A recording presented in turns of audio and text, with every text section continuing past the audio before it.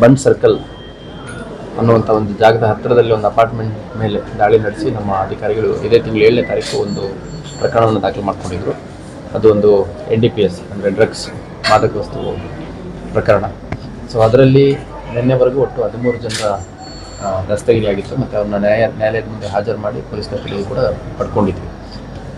ಅದರಲ್ಲಿ ಸುಮಾರು 10 ಜನರಷ್ಟು ವೈದ್ಯರು ಮತ್ತು ವೈದ್ಯಕೀಯ ವಿದ್ಯಾರ್ಥಿಗಳು, ದಂತವೈದ್ಯಕೀಯ ವಿದ್ಯಾರ್ಥಿಗಳು ಇರುವಂಥದ್ದು ತಿಳಿದು ಬಂದಿತ್ತು. ಅವರು ಮಂಗಳೂರು ನಗರದ ವಿವಿಧ ಪ್ರತಿಷ್ಠಿತ ಕಾಲೇಜುಗಳಲ್ಲಿ ವಿದ್ಯಾಭ್ಯಾಸ ಮಾಡ್ತಿರುವಂಥವ್ರು ಮತ್ತು ಹಾಸ್ಪಿಟಲ್ಗಳಲ್ಲಿ ಪ್ರಾಕ್ಟೀಸ್ ಮಾಡುವಂಥವ್ರಾಗಿದ್ದರು. ಅದು ಮುಂದುವರೆದು ನಿನ್ನೆ ಮತ್ತೆ ಇಬ್ಬರನ್ನ ದಸ್ತಗಿರಿ ಮಾಡಲಾಗಿದೆ.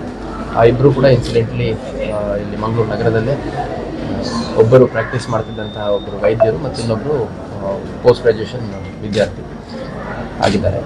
ಇದರಲ್ಲಿ ಆ ವೈದ್ಯರು ಯಾರೊಬ್ಬರು ಇದ್ದಾರೆ, ಅವರು ತಮ್ಮ ಮನೆಯಲ್ಲೇ ಫಂಕ್ಷನ್ಗಳನ್ನ, ಚಿಕ್ಕ ಮಟ್ಟದ ಫಂಕ್ಷನ್ಗಳನ್ನ ಆರ್ಗನೈಸ್ ಮಾಡಿ ಅಲ್ಲಿ ಬಂದಂಥ ವಿದ್ಯಾರ್ಥಿಗಳು ಮತ್ತು ಸ್ನೇಹಿತರು ಯಾರಿದ್ದರು ಅವ್ರುಗಳಿಗೆ ಈ ಒಂದು ಮಾದಕ ವಸ್ತುಗಳನ್ನು ಕೊಡುವಂಥದ್ದು, ರೂಢಿ ಬೀಳಿಸುವಂಥದ್ದು ಮಾಡ್ತಾಯಿದ್ರು ಅನ್ನೋ ತನಿಖೆಯಲ್ಲಿ ಕಂಡು ಬಂದಿದೆ. ಈ ತನಿಖೆ ಮುಂದುವರೆದಿದೆ. ಇನ್ನು ಭಾಳಷ್ಟು ಜನರನ್ನು ನಾವು ವಶಕ್ಕೆ ತಗೊಂಡು ವಿಚಾರಣೆ ಮಾಡೋದಿದೆ ಮತ್ತು ಸಾಕಷ್ಟು ಜನ ಊರು ಬಿಟ್ಟಿರುವಂಥದ್ದು ಆಗಿದೆ.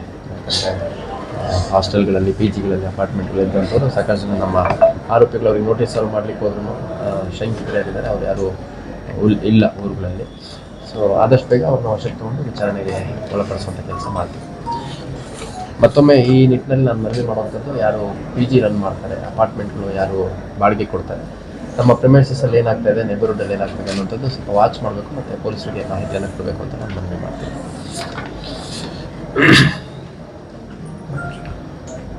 ವ್ಯಾಪ್ತಿಯ ಸೆನ್ ಪೊಲೀಸ್ ಸ್ಟೇಷನ್ ಅಂದರೆ cyber offences, economic offences and narcotic police station, CEN police station ಏನಿದೆ, ಇಲ್ಲಿ ಒಂದು ಚರಸ್ ಮತ್ತು ಗಾಂಜಾ ಈ 2 ಮಾದಕ ವಸ್ತುಗಳನ್ನು ಮಾರಾಟ ಮಾಡುವ ಒಂದು ತಂಡವನ್ನು ದಸ್ತಗಿರಿ ಮಾಡಿದ್ದಾರೆ.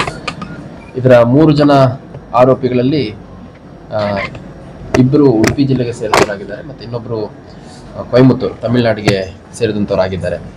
ಈ 3 ಜನರಲ್ಲಿ ಒಬ್ಬ ಸುಕೇತ್ ಕಾವಾ ಅನ್ನೋಂಥವನು, ಇವನು ಕಾರ್ಕಳ ಉಡುಪಿ ಭಾಗದವನು. ಇವನು ಈ ಟ್ರೆಕ್ಕಿಂಗಿಗೆ ಅಂತಂದು ಹಿಮಾಚಲ ಪ್ರದೇಶ ರಾಜ್ಯದ ಕುಲ್ಲು ಜಿಲ್ಲೆಯಲ್ಲಿ ಹೋದಂಥ ಸಂದರ್ಭದಲ್ಲಿ ಅಲ್ಲಿ ಈ ಚರಸ್ ಏನಿದೆ ಅದರದ್ದು ಪ್ರೋಸೆಸ್ಡ್ ಪ್ರಾಡಕ್ಟ್ ಏನಿದೆ ಅದನ್ನು ತೊಗೊಂಬಂದ್ಬಿಟ್ಟು ಇಲ್ಲಿ ಕೆಲವು ಕಾಲೇಜು ವಿದ್ಯಾರ್ಥಿಗಳು ಮತ್ತು ಬೇರೆ ಬೇರೆ ಪ್ರೊಫೆಷ್ನಲ್ಸಿಗೆ ಸಪ್ಲೈ ಮಾಡ್ತಿದ್ದು ನಮಗೆ ಗಮನಕ್ಕೆ ಬಂದಿತ್ತು.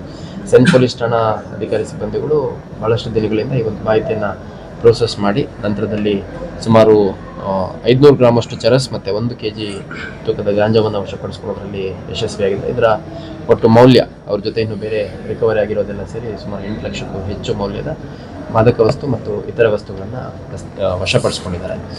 ಸೊ ಇದು ಚರಸ್ಸು ಭಾಳ ಹೈ ಕ್ವಾಲಿಟಿ ಡ್ರಗ್. ಇದನ್ನು ಭಾಳ ಕಡಿಮೆ, ಇದರಲ್ಲೂ ಕೂಡ 500 ಗ್ರಾಮ್ ಇದ್ದರೆ ಅವರು ಅದನ್ನು ಡೈರೆಕ್ಟಾಗಿ ಕನ್ಸ್ಯೂಮರ್ಸ್ ಕೊಡ್ತಾ ಇದ್ನ ಅಥವಾ ಮತ್ತೆ ಸಬ್ಲೆಟ್ ಮಾಡಿಬಿಟ್ಟು ಥ್ರೂ ಪೆಡ್ಲರ್ಸ್ ಕೊಡ್ತಾ ಇದ್ನ ಅನ್ನೋದನ್ನು ಪರಿಶೀಲನೆ ಮಾಡ್ತಾ ಇದ್ದೆ. ಚಿಕ್ಕಮಗಳೂರು NR-ಪುರ ಮೂಲದ ವ್ಯಕ್ತಿಯಿಂದ 10 kg ಹೆಚ್ಚು ಗಾಂಜಾವನ್ನು ವಶಪಡಿಸ್ಕೊಂಡಿದ್ದಾರೆ. ಅವನು ಪ್ರತ್ಯೇಕ, ಅವನು ಕೇರಳ ಭಾಗದ ಕಾಸರಗೋಡು ಈ ಭಾಗದಲ್ಲೆಲ್ಲ ಹೋಗ್ಬಿಟ್ಟು ಅದನ್ನು ರಿಟೇಲಲ್ಲಿ ಮಾರೋ ರೀತಿ ಮಾಡ್ತಾ ಇದ್ದ. ಸೊ ಆ ಕೇಸ್ಗೂ ನಮ್ಮ ಈ ಹಿಂದೆ ಏನು ವೈದ್ಯರು ಎಲ್ಲ ಪತ್ತೆಯಾಗಿದ್ದಾರೆ, ಆ ಕೇಸ್ಗೂ ಯಾವುದೂ ಸಂಬಂಧ ಇಲ್ಲ.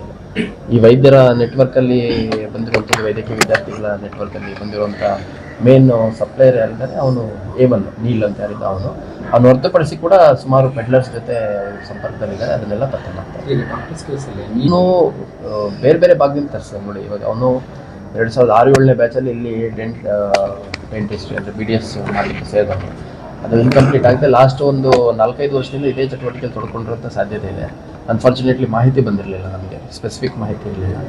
ಸೊ ಅವನು ಬೆಂಗಳೂರಿಂದ ಕೆಲವು ಸ್ವಲ್ಪ ಯಾರು ಲಾರ್ಜ್ ಕ್ವಾಂಟಿಟಿಯಲ್ಲಿ ಪೆಡಲ್ ಮಾಡ್ತಾರೆ ಅವ್ರ ಕಡೆಯಿಂದ ತೊಗೊಂಡಿದ್ದಾನೆ. ಕೆಲವು ಸಲ ಪೋಸ್ಟ್ಗಳಲ್ಲಿ ತರಿಸಿದ್ದಾನೆ. ಮತ್ತು ಆಂಧ್ರ ಪ್ರದೇಶದ ಮೂಲದಿಂದ ತಂದಂಥವ್ರ ಹತ್ರ ಇವನು ತೊಗೊಂಡು ಮತ್ತೆ ಇದು ಮಾಡಿದ್ದಾನೆ. ಆಮೇಲೆ ದೆಹಲಿಯಿಂದ ಕೆಲವು ಸಾರಿ ಕೊರಿಯರ್ಗಳಲ್ಲಿ ತರಿಸುವಂಥ ಕೆಲಸ ಕೂಡ ಮಾಡಿದ್ದಾನೆ. ಸೊ ಹಂಗಾಗಿ ನಾನು ನಮ್ಮ ಅಧಿಕಾರಿಗಳಿಗೆ ಎಲ್ಲ ಏನು ಪೋಸ್ಟಲ್ ಸರ್ವಿಸಲ್ಲಿ ಬರುವಂಥವು ಮತ್ತು ಈ ಕೊರಿಯರ್ ಪ್ಯಾಕೇಜಸ್ ಏನು ಬರ್ತವೆ ಅಲ್ಲೂ ಕೂಡ ಸ್ವಲ್ಪ ಗಮನ ಹರಿಸಲಿಕ್ಕೆ ಹೇಳಿದ್ದೀವಿ. ಈ ಹಿಂದೆ ನಮ್ಮ DCP ಹರಿರಾಮ್ ಶಂಕರ್ ಅವರು ಇದ್ದಾಗ ಈ ಹೈಡ್ರೋವೈಡು ಮತ್ತು ಕೆಲವು ಸಿಂಥೆಟಿಕ್ ವೀಡ್ಸ್ಗಳು, ಸಿಂಥೆಟಿಕ್ ಡ್ರಗ್ಸ್ ಏನಿದೆ ಅವೆಲ್ಲ ಈ ಪೋಸ್ಟಲ್ ಮುಖಾಂತರ ಬಂದಿದ್ದನ್ನು ಪತ್ತೆ ಮಾಡಿದ್ವಿ. ಸೊ ಮಣಿಪಾಲ್ ಭಾಗದ ಕೆಲವು ಆರೋಪಿಗಳು ಈ ಕೃತ್ಯ ಮಾಡಿದ್ದು ನಮಗೆ ಹಿಂದೆ ಪ್ರಕರಣದಲ್ಲಿ ಗಮನ ಬಂದಿದೆ. ನಾವು ಭಾಳ ಸ್ಪಷ್ಟವಾಗಿ ಹೇಳ್ತೀನಿ, ಈ ಡಾಕ್ಟ್ರು ಅಥವಾ ವೈದ್ಯಕೀಯ ವಿದ್ಯಾರ್ಥಿಗಳು ಅಥವಾ ಡೆಂಟಲ್ ವಿದ್ಯಾರ್ಥಿಗಳು, ಫಾರ್ಮಸಿ ವಿದ್ಯಾರ್ಥಿಗಳು ಅಂತಲ್ಲ. ಇದರಲ್ಲಿ ನಮ್ಮ ಪ್ರಕರಣದಲ್ಲಿ ಯಾರ್ಯಾರು ಆರೋಪಿಗಳಾಗಿ ಕಂಡು ಬರ್ತಾರೆ ಪ್ರತಿಯೊಬ್ಬರನ್ನು ಅರೆಸ್ಟ್ ಮಾಡುವಂಥ ಕೆಲಸ ಮಾಡ್ತೀವಿ. ಮತ್ತೆ ಈಗ ಸೆಂಟ್ರ್ ಇದು ಏನಾದರೂ ಇಲ್ಲಿ ಇಬ್ಬರಿಗೆ ಬಂದು ಹೋಗಿದ ಇನ್ಫಾರ್ಮೇಷನ್ ಇದೆ. ಸೊ ಮಂಗಳೂರು ಇಲ್ಲ ಯಾರು ಓಡಾಡೋ ಸಾಧ್ಯತೆ ಇದೆ, ಮತ್ತೆ ಇಲ್ಲ ಯಾರು ನೀವು ಅಲರ್ಟ್ ಆಗಿದ್ದಾರೆ? ಇಲ್ಲ ನೋಡಿ, ಇವಾಗ ಕೆಲವು ಗಂಭೀರ ಪ್ರಕರಣಗಳಿದ್ದಂಥ ಸಂದರ್ಭದಲ್ಲಿ ನಮಗೂ ಕೂಡ ಸೂಚನೆ ಬರುತ್ತೆ. ಕೆಲವು ಇನ್ಪುಟ್ಸ್ ಬಂದ್ಬಿಟ್ಟು ಈ ಇನ್ಪುಟ್ಸ್ ಮೇಲೆ ಏನಾದರೂ ಮೂವ್ಮೆಂಟ್ ಇದೆಯಾ ವಾಚ್ ಮಾಡಿ ಅಂತಂದು ಆ ಪ್ರಕಾರ ಮಾಡ್ತಿದ್ದೇವೆ. ಬಿಟ್ಟರೆ ಸ್ಪೆಸಿಫಿಕ್ಕಾಗಿ ನಮಗೆ ಯಾವುದೇ ಒಂದು ನಿರ್ದಿಷ್ಟ ಮಾಹಿತಿ ಇಲ್ಲ ನಮ್ಮಲ್ಲಿ ಓಡಾಡಿರೋದ್ರ ಬಗ್ಗೆ. ಚೆಕ್ ಪೋಸ್ಟ್ಗಳು ರೂಟೀನಾಗೂ ಕೂಡ ಆಗ್ತೀವಲ್ಲ, ರೂಟೀನಾಗೂ ಆಗ್ತಿದ್ವಿ. ಮತ್ತು ಇಷ್ಟೆಲ್ಲ ಗಾಂಜಾ ಪ್ರಕರಣಗಳು ದಾಖಲಾಗ್ತಿರೋದ್ರ ಹಿನ್ನೆಲೆಯಲ್ಲಿ ಈ ಅನುಮಾನಾಸ್ಪದ ವ್ಯಕ್ತಿಗಳು ಚೆಕ್ ಪೋಸ್ಟ್ಗಳಲ್ಲಿ ಕಂಡಂಥ ಸಂದರ್ಭದಲ್ಲಿ ಮತ್ತು ಈ ಗಾಡಿಗಳು ಅನುಮಾನಾಸ್ಪದವಾಗಿ ಕಂಡಂಥ ಸಂದರ್ಭದಲ್ಲಿ ಅವುಗಳ ಬೇಸಿಸ್ ಮೇಲೆ ಕೆಲವು